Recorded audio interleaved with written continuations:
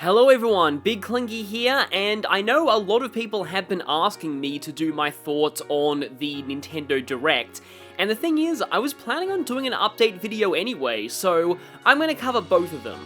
So, firstly, I admit I've been a bit less active with recording lately. I've had a lot of life things going on at the moment, and honestly, I've actually been very stressed and a little depressed over the past few weeks. I haven't really been in the right mood to record, and I don't want to force myself through recording if it means that I'm not going to be enjoying myself. For my more informative series, I like those videos to be able to last so that people can come back to them later, and if I'm sounding bored or tired during a whole video because I was at a bad point in my life when I recorded it, I don't think that's very fair. Even among the videos I've already released, the Ren video that you will have seen is actually a redo, because it's a very important moment in the story and I was not happy with my first take of the recording. I actually have 2 videos from the start of Chapter 6 already recorded from before all of this stress went down, so those will be going up shortly, and then I'll be recording a little bit more now that I feel a little bit more up to it. But something else I want to mention on that note is that I've been trying to upload daily whenever possible, and I still intend to keep that up, well, whenever possible. I do genuinely enjoy making and editing videos, but I may not be able to upload as constantly and consistently as I have been over the next coming weeks because I have certain life things that I need to attend to. On a lighter note though, let's get to the Nintendo Direct, because it's actually intrinsically linked to the future of my channel, which I also want to talk about. So, this was the most hype Direct for me in a very long time. All I wanted was one more Advance Wars reboot trailer. That's all I was asking for. I just was getting very worried about the radio silence since the announcements. And I got that. And I also got Xenoblade 3. So yeah, basically the best Direct ever for me. I fully admit that it's to each their own. Every person likes different games, and to some people, maybe this Direct might not have been as good, but for me it was amazing. So let me go over mostly Advance Wars, but a little bit of Xenoblade as well. Not only did we get a new Advance Wars Reboot Camp trailer, but it gave us footage from Advance Wars 2's campaign, which is what I was hoping would happen, voice acting confirmation, another thing that I was really hoping would happen, and some insight into how War Room works, which is, well, you get the idea. So voice acting was something that I really hoped would be in the game, but I thought it was a bit of a pipe dream. And as it turns out, no it wasn't. Now, before you all get your hopes up though, I rewatched the trailer. Actually, I've been rewatching it multiple times every day since it drops because, yeah, I'm a little bit obsessed with it. But from my rewatches, it does seem likely that this is going to be Fire Emblem Awakening style voice acting. I don't think every line is going to be fully voice acted, but I do think that the commanders are gonna get voice-acted lines when they activate their powers, maybe when they win missions, and other significant lines during the story might be fully voiced, and they might get occasional, voice grunting, in Awakening, where characters will say, "Aha, I see, sister," and, those things. Which is still pretty impressive, especially considering that it's definitely Cassandra Lee Morris as Sonya, and I think she is perfect for that role. So that would imply they're getting some decently big-name voice actors for this, and I'm really looking forward to hearing how all of the other commanders are voiced. And on that note, something from the first trailer. This voice that speaks at the end. Thrilling stories, memorable characters, and vibrant gameplay are in store as you lead the commanding officers to victory. I always had a suspicion that that was the voice of Andy, and I feel like that might be true. I don't know for sure who is voicing him, but in my head I thought Veronica Taylor would be kind of perfect because that would really kind of go for the whole dumb shonen hero vibe, and I swear I did not know this when I made that prediction, but apparently there's been a leak, kind of, that is actually looking very credible now, that did predict Veronica Taylor as Andy. Now, I don't want to go too much into that leak, but I will say that if that leak is right about Matthew Mercer being Grit, I am gonna freak out so much.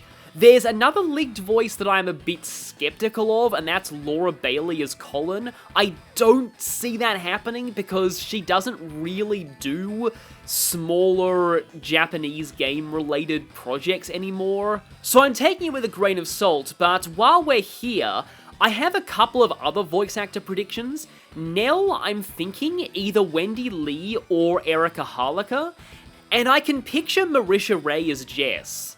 But that's pure guesswork on my part. As for the Advance Wars 2 footage, we saw T-15 and Amira Darkly, and Flack's superpower animation is looking pretty amazing. We also got a brief glimpse of Colin, which is kind of interesting, because he's facing Flack, and Colin doesn't actually go up against Flack in the campaign as far as I remember. But I think it's probably just footage from a War Room or multiplayer map just to match the Flack superpower from earlier. But speaking of that, the glimpse of War Room actually confirmed a theory that I had, and that was that War Room would be combined for both games, but you'd simply have the option to toggle between Advance Wars 1 and Advance Wars 2 rule sets. It looks like this is exactly how it's going to work, because you can see that icon in the bottom that shows the game title, as well as an indicator for superpowers and Neo-Tanks, which were Advance Wars 2 features. You'll also notice in that trailer that Duo Falls has you facing Kanbei in Advance Wars 1 mode, and Max in Advance Wars 2 mode. And that lines up with the commanders for that map in those two games. Yeah, they swapped around a lot of the War Room opponents in Advance Wars 2, and I greatly appreciate that because Olaf was the enemy for way too many of them in Advance Wars 1. So why I predicted this would happen is that Advance Wars 1 War Room has 20 maps, and Advance Wars 2 War Room has the same 20 maps with no changes minus the commander, and then adds 10 new maps. So it would have been really, really redundant to have both of those War Rooms separate. Though I'm not sure if your scores will be tracked separately for the different rule sets. We haven't seen any indication of how ranks or scoring work in the reboots, but they did mention going for high scores in War Room in the trailer, so presumably some form of scoring still exists. I'm hoping it's the same as the original, but we'll see what happens. The thing I'm interested in finding out when the game drops is whether the rule set toggle is going to make the commanders play like their Advance Wars 1 and 2 incarnations, or if the Advance Wars 1 commanders are going to just be their Advance Wars 2 versions without superpowers. It's possible that things could work that way for the ease of compatibility. People are also speculating on whether Advance Wars 2 commanders will become usable in Advance Wars 1 rule sets. The main point of speculation here is Eagle's Advance Wars 1 CO power being renamed Lightning Drive instead of Lightning Strike to match his normal power from the second game, which could imply what I was speculating on earlier. If this is true, it means that Max is going to be way less broken in Advance Wars 1, but Eagle is going to be way more broken in Advance Wars 2. And Grit may be broken in 1 if he retains his Advance Wars 2 stats. My current speculation is that the campaign will keep the Advance Wars 1 commander stats just so they don't have to rebalance everything, but War Room and Versus mode will be Advance Wars 2 stats across the board, and Advance Wars 1 mode will just remove Neo-Tanks and superpowers. Speaking of multiplayer, a lot of people have suspected that online is going to be a broken mess and probably not all that good, but I'm honestly not really that bothered by it. I used to play a bit of online in Days of Ruin and it was pretty bad. I feel like the best Advance Wars multiplayer experience is actually getting together with friends and organising your own matches. That's how it always was on the GBA, and to me personally, I think that's fine, because think about it. Pokemon is horrendously unbalanced when played with Anything Goes, and you had to rely on house rules to make it even close to balanced. a Nintendo franchise has succeeded like that before, it can probably do it again. And one final thing I want to add, Sturm looks amazing in the reboots. Say what you will about the actual map and battle graphics, but I really love the art style they've gone with on all the commanders and all of the redesigns, and Sturm in particular is perfection. And I hope, and I'm pretty sure it will, that this design is the one they use in Advance Wars 1, because Advance Wars 1 Sturm was really not that intimidating for the big bad guy behind everything and like the one serious character in the game, so I'm glad that he's going to use this much more intimidating version there. So as you can probably tell, I'm very hyped for this game, and I definitely plan on covering it on the channel when it releases. I said before that I would do Advance Wars 1's campaign going for all S ranks because I haven't done that game on the channel before, whereas I already have done a full S rank playthrough of 2.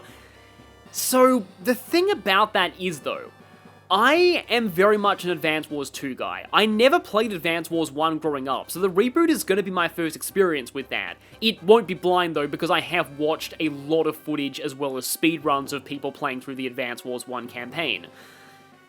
I have already done, again, a playthrough of Advance Wars 2 on the channel, and it might be redundant to just do the same game again, just in a remake. But that was on normal mode.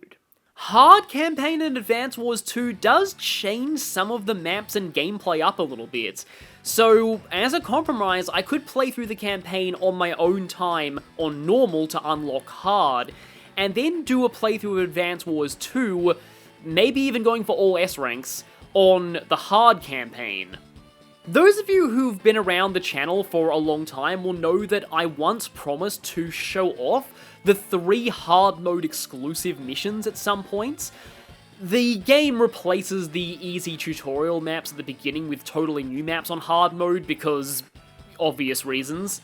And I also promised to show off Nell, Sturm, and Hachi in War Room mode, so all of that will be coming for Advance Wars 2, but I might also play through the campaign on hard, because if I'm going to be doing the first few maps anyway, may as well go the long haul. And I really think I should cover the Advance Wars 2 portion of the reboot on the channel, because I think I'm in a unique position to evaluate it.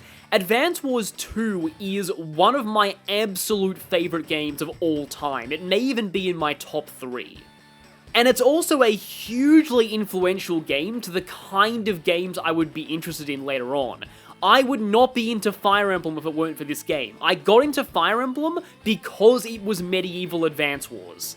And at the moment, I'm not thinking that would burn me out that much because Advance Wars 1's campaign, aside from a few missions, is not very long. What might burn me out though is that lately I've really been getting into Dual Strike, and I've actually been wanting to do that on the channel too. I played it both on an emulator and ordered a physical copy of it, and I've been really enjoying it. A lot of people gave it flack back in the day for the Dual Strike mechanic, which is horribly broken, but if you ignore that, it's a pretty fun game overall, and it has a pretty decent campaign mode, as well as a lot more side modes than the average Advance Wars game. I'd be very interested to show off the survival modes in particular, mostly to show how hilarious Eagle and Sammy are in turn survival. And for lols, I want to show off combat mode because it's something, let's just say. However, this is very much a case of I'll see how I feel after potentially doing Advance Wars 2 hard mode, because 3 Advance Wars games back to back would probably be very burnout inducing, and that's something else I want to mention too is I'm actually not sure just how many people on this channel are interested in Advance Wars anymore. I did that video recently on the ranking system, and that was a bit of a gauge of interest, as well as just something I genuinely wanted to put out there because I hadn't seen anybody on YouTube cover that. Okay, and I don't want to be sounding like I'm whining about, oh, why don't my videos get more views or comments or yeah, because it's really not about that for me, but I was a little surprised to find how few people commented who were familiar with Advance Wars. I did a series on Advance Wars 2 back in the day, and because I've done a lot of Fire Emblem content, I was thinking that a lot of people who follow this channel would be into Advance Wars, especially some of those who commented during the Tearing Saga playthrough about the more in-depth mechanics of it. I got the feeling those were the kind of people who would be into Advance Wars, but it seems like that's not the case. Admittedly though, the crossover between the Advance Wars and Fire Emblem fandoms is well and truly a thing of the past. People in my sector of the Fire Emblem fandom who started with Fire Emblem 7 on Game Boy Advance, most of us were also Advance Wars fans. But it's kind of amazing to think that Awakening is almost 10 years old now, and the majority of the Fire Emblem fandom has come in from that era. And, of course, that era is very distant from Advance Wars because that series has been dead until now. But I hope some people at least are interested to check out Advance Wars after the reboot launches. You can even go back and play Jewel Strike and Days of Ruin if you're really interested afterwards, and I would recommend that Nintendo does some kind of a digital re-release of those if they want to keep the series going. I don't know how they do it, but it would be very helpful. If you're into Fire Emblem, you might like Advance Wars. It's another turn-based strategy game, but since a lot of people are into Fire Emblem for the RPG elements and this has absolutely none, I would also highly recommend Advance Wars to any real-time strategy games. Part of why I got into it so much is because as a kid I grew up with Age of Empires 2, and I always saw Advance Wars as being like a turn-based Age of Empires. So yeah, starting in April, and I'm assuming that Trails in the Sky the 3rd will be done by that point, I will be moving into doing Advance Wars Reboot Camp, and then Jewel Strike is somewhere on the horizon. Days of Ruin I'm still unsure about because I'm not as into that game's style as much as some people are, and its campaign takes a long time to get going because one of my main points of criticism with it actually is that you don't even unlock CO abilities until about halfway through. So, for the first half of the campaign of Days of Ruin, which commander you're using affects nothing but the music that's playing for your turn. It's kind of dumb and robs those early maps of a lot of personality. Now on to the rest of the Direct, but before I talk about Xenoblade, I want to give a brief mention to Live Alive, which I used to think was pronounced Live Alive. This is a game that I have always heard great things about, and I've always been a huge fan of obscure Japan-only JRPGs and other Japan-only media, investigations too. So I am really overjoyed to see this not only getting an official localization for the first time, but a full remake with a new art style and voice acting from the sounds of it. While I'm not usually a fan of HD 2D as an art style, I'll probably be getting this because I want to support any efforts to localize previously unlocalized games. And again, I've heard very good things about this game, so I have been spoiled in the whole story, but I'm still very eager to try it. Fun fact though, when I was looking up images to use for this video, I found out that Square filed a trademark for Live Alive in Australia in 2020. So this remake was probably in the works for a while. And now, Xenoblade, which I honestly kind of expected. I thought there would be a really big first-party announcement at the end of the Direct, and it was going to be either this or a Mario Odyssey 2, in my opinion. And yeah, we got Xenoblade 3, which is set in the combined future of Xenoblade 1 and 2, which I also guess would be happening. And what I didn't guess would be happening is it seems like it could be Melia versus Nia? Battle of the Friends. No, I'm not going to go into that because I hate how both characters are viewed that way, but let's not go into that right here because I could rant about that for hours. Personally, I think there's more going on, and they probably aren't Melia and Nia, and it's a giant fake-out, but we'll see. There are going to be other people who will analyze this trailer, so I'm not going to go too much into it. The main thing that I find interesting, though, is this line about clocks in our eyes, which sounds a lot like Devil Survivor 1, the idea that characters have some kind of limited amount of time to live that's physically displayed on their bodies.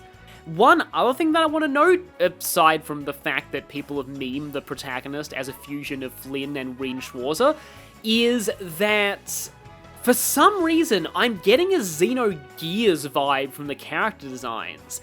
Because of rights issues, I don't think this will happen, but I wonder if this game is going to tie the Blade games into the wider Xenoverse, if you will. Not likely, but we'll see. The main thing that shocked me about this announcement is the fact that it's coming out September this year. Well, so much for me not having any big releases to look forward to this year. Cause yeah, really the only other thing I was looking forward to apart from Advance Wars was Trails of Zero and Trails to Azure, and they're both older games. And are also coming out in September, so one of them at least. So yeah, that's going to be a big JRPG month for me. I did say a few times in my Smash Bros footage that I really wish that I had recorded my blind reactions to all the cutscenes in Xenoblade 2, because I had some pretty interesting ones. I don't know if I'll do this for 3. Like, it's a possibility, but don't really count on it. I mean, it could be kind of funny, but if I don't know when cutscenes happen, it'll be hard to plan that. For now, I'll just say that I really like this game, and I think the art style does a great job of taking the best elements of Xenoblade 1 and 2. And as someone who likes both games, but likes 2 more, come at me haters, I am hoping the whole game is like that too. Best parts of both games. That's really all I had to say about the oh wait. It really says something that I actually forgot to talk about this. Yeah, okay, that Fire Emblem announcement in the Direct. So, on that note, I need to talk about what my future plans are for the channel in terms of Fire Emblem, because it's something that I have wanted to discuss for quite some time. So, I know that a lot of people are into my Fire Emblem content, and it's what many people came to this channel for. And I do enjoy Fire Emblem games, but I am running out of Fire Emblem games that I enjoy.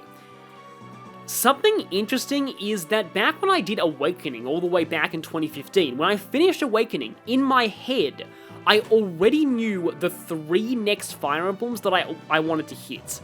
They were Sacred Stones, Radiant Dawn, and Tearing Saga. And now I've done all 3 of them. I also did blind runs of Fates and 3 Houses that weren't entirely planned, as well as doing Path of Radiance before Radiant Dawn, which I wasn't originally planning on doing, but I am immensely glad that I decided to do POR first. But this is the problem. Of the Fire Emblems that are left, there's FE7, which I have a lot of nostalgia towards. Like I said, it was my first Fire Emblem game, but recently it's had a very negative re-evaluation by longtime Fire Emblem fans, and I feel like that is going to taint my opinion of it going into it. That's not to say that I won't ever do it someday, but I don't feel like now is the best time. FE6 is both a game that's characters and story I don't like much, and that is almost certainly next in line for a remake. FE4, yeah, I did a playthrough of that a while ago and I never finished. I would like to finish that at some point, but that one could also be potentially remade, and it's another one that's been a bit tainted in my eyes lately by re-evaluations in the fandom. In this case, the new metagame being everyone on a horse good, everyone else bad, including Ira and Lewin, 2 characters that are some of the most fun to use to me in FE4. So, again, I just don't really want to go back to it knowing that. Shadow Dragon is a possibility, but it's also more on the average end in terms of games I enjoy. I'm not a big fan of Echoes. I love the presentation, but the gameplay I find pretty boring. FE5 would really require me to do FE4, and it's also not a game I'm very familiar with, being one of the only Fire Emblems that I've never personally beat. The earlier games have superior remakes available, and then there's 3 Houses, which...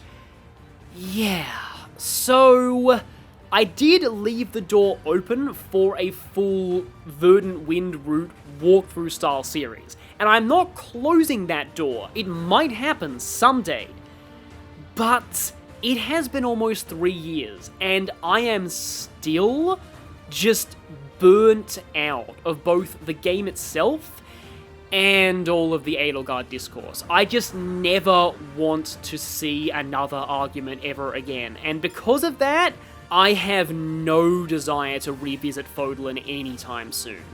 I'm sorry, but that's just how I feel. And I'm sure a lot of people are really excited for this new Warriors game. I mean, I'm not trying to knock this game in any way. I personally am not thinking of playing it anytime soon or am going to be interested in anything relating to it at all. That's just me. I had a feeling something like this would probably happen because Three Houses was very big and successful. If not a full sequel game, then at least a spin-off. No offense at all intended to this game or anyone who's hyped for it. I just wanted to get it out there that I will not be covering any news or the game itself, and please don't ask me for my opinion on the game or really anything about it, because I am not likely to answer. The more I've looked back on Three Houses, the more I've realized that my opinion on it is, it's a fantastic game, definitely one of the best JRPGs in recent memory, and maybe even one of the best JRPGs of all time. But I don't think it's a good Fire Emblem game. Again, that's just my opinion, but I just feel like the monastery takes up so much of the gameplay. Yeah, you can skip it, but only to a slight extent, and there just aren't enough actual maps in the game for it to really feel like a real Fire Emblem to me. I will also say on this announcement though, I am not mad whatsoever that we did not get a new main series game or remake announced. I am completely okay with this being the only new Fire Emblem game we know about for now. If a new game or a remake comes out, yeah, I'll be happy, but I want them to take their time on it and only announce it when they're ready and when the timing is right. I will say, and I might have made this opinion clear somewhere else, I'm not sure, that when a new Fire Emblem does come, my biggest hope, and I think this is a pipe dream because of how successful Fates and Three Houses were, no more route splits. Just write one story and write it really well. But back up to the big picture, the state of Fire Emblem on my channel. I am feeling like I might need to pivot away from Fire Emblem content in the future just because, again, I'm running out of Fire Emblem games that I personally enjoy, and I think that making videos just isn't fun when it's not about a game you're passionate about. And on that note, I want to talk about something else. So, I have noticed that my channel is kind of divided in terms of its main popular series between Fire Emblem and Persona. If I'm moving away from Fire Emblem, I'm thinking of shifting a little bit more towards Persona content for the future. Just because there's more games left in that series, and maybe even in mainline SMT, that I am passionate about and interested in. I do plan to start Persona 5 at some point this year. I'm not sure when, it'll probably be a little later on, but I do think it's time for Persona 5 Royal, which will take me a while. It does worry me a little bit because it's a very big and popular game, and that comes with a lot of pressure that I'll be putting on myself inevitably, but I just feel like if I just relax and treat that just how I treat any other game, I'm sure I'll still enjoy it. I think P5 is flawed, but it also has a lot to it that I really like, especially Royal's third semester, and I'm looking forward to talking about a lot of things in the game, and it's also just generally a very fun game to play, even if it is a little easy. It would also open up the door to me doing Persona 5 Strikers, which is a game that I immensely enjoy and would love to cover on the channel. And once I'm done with those, I am seriously considering Persona 1 and Persona 2. Not enough people cover those games, and I would kinda like to have full Let's Plays of every main series Persona game on the channel at some point. Right now I haven't played any of those games, and I do know their gameplay is a bit dated compared to some modern JRPGs, but I feel like they're still a part of the series, and I would like to acknowledge them. Other SMT games I see myself covering are Digital Devil Saga, maybe the Devil Survivor games, though I have to get much better at them. I sucked horribly at 2 when I first played it. And maybe even Shin Megami Tensei 5. As much as I dislike its story— wait a minute. It's not fair to say that I dislike its story, and more that I just don't think it really has a story. I'll talk more about that in my thoughts on SMT5 video, but the gameplay I think is incredibly fun, so that's got potential for the future. In fact, I have started to record some boss fights from a hard mode, no buffs and debuffs challenge run that I've been doing on my own time.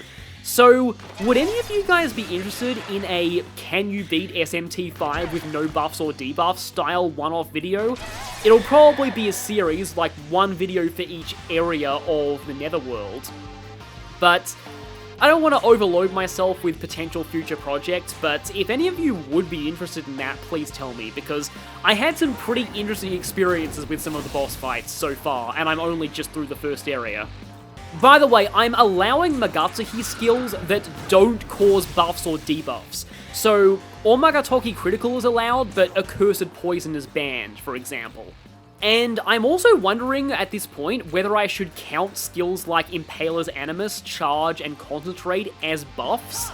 So if any of you in the comments want to weigh in, feel free to do so. There's one more series though I have to go into when it comes to the channel's future, and that is Trails. So, as much as I am enjoying doing Trails in the Sky the Third, I am noticing that they are very niche among the people who watch this channel. And again, it's normally not all about views for me, but I am just a little worried that, like, these series are a lot of effort, and if most of the channel isn't interested in them, I'm not really sure how likely I am to continue, especially since the Cold Steel arc is very, very divisive. And while I personally have a lot of fond memories of Cold Steel 1, it was my first Trails game, and I like Cold Steel 2 way more than most of the fandom does, Cold Steel 3 and 4 are a mixed bag in my opinion. Cold Steel 3 is a fan favorite among people, but I personally did not enjoy it when I played it. I felt like the whole game was basically filler up until the last 5 hours. And Cold Steel 4, I'm playing it right now, and while its high points are absolutely fantastic, especially to somebody who's followed the series since Sky, oh boy is that game full of padding and bloat and filler. It is absolutely ridiculous. When they split Cold Steel 3 into 2 games, they clearly didn't have enough material left to make a full game out of 4, so they just decided to pad everything out. And not even just with side quests. The game is divided into 3 acts and a finale, and I just finished Act 2, and it is my opinion that you could cut the entirety of Act 2 except the very end, and it wouldn't affect the story much, and the game would still be over 100 hours long. Yeah, that is not a good sign. So, I know a lot of people here really like Trails, but committing myself to the Erebonia arc, which is 4 100+ hour games, and the last 2 I don't particularly think are that great, especially seeing as Kuro no Kiseki, the Calvard arc, I've heard it described as it actively takes a dump on all of Cold Steel's themes to wild fan acclaim. Yeah, that makes the Cold Steel arc even more awkward. In addition to all that, there's a lot about the modern Falcom fandom that rubs me the wrong way. Namely, they're complaining about us not getting localizations for ages. Yeah, I mean, on the one hand I see where you're coming from, but on the other hand, we got Sky the Third in 2017 when it came out in 2007, so it's really nothing new, and I personally don't care when we get the games as long as the localizations are high quality, which they've been for the most part. And then there's also the singer drama and all of the complaining about the music and stuff. I'll admit it has soured me on the Trail series quite a lot. I'm sorry if this segment has been very negative, and I hope it doesn't bleed into the future videos of Trails and Sky the Third. Like, trust me, I want to give Sky the Third the justice it deserves. It is currently my favorite Trails game, and it's a game that I really, really enjoy, especially the story reveals that are coming up at the end of Chapter 6 and the start of Chapter 7. I have a lot to say about that, and I am really looking forward to getting to it. And doing this on the channel will complete the Sky trilogy. So if you want to go further with Trails, then yeah, you can, but I'm just saying that it's a possibility that I'll cover the later Trails games. I'm just not making any promises for now. Depending on how I am and what I'm doing in September, I could do 0 as a semi-blind playthrough.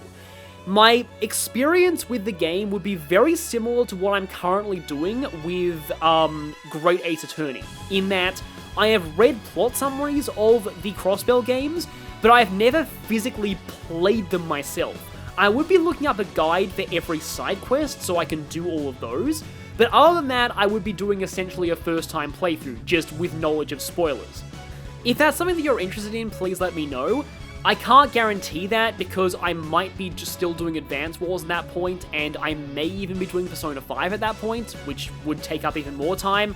So again, it's just a possibility, but since the Crossbell arc is generally well received, it follows on directly from Sky the Third, and it's only 2 games, that's something that I'm more interested in doing right now than the Erebonia games. So, with all of that out of the way, my summary of this video is I'm very hyped for the Direct, and for the future of this channel, I am going to be pivoting away from Fire Emblem content a little bit, and maybe shifting more towards Persona and some SMT spin-offs. Trails might continue, it might not. It depends on how I'm feeling and how things go. I hope you've enjoyed hearing my thoughts on the Direct and the state of the channel, and I'll see you all for more Sky the Third, and after that, Advance Wars. Oh, and on that note, I am promising Advance Wars. If something at all happens to the reboot and it gets cancelled or delayed, I might do Dual Strike. I definitely want to do something Advance Wars related soon, so that is a promise. Anyway, see you all next time.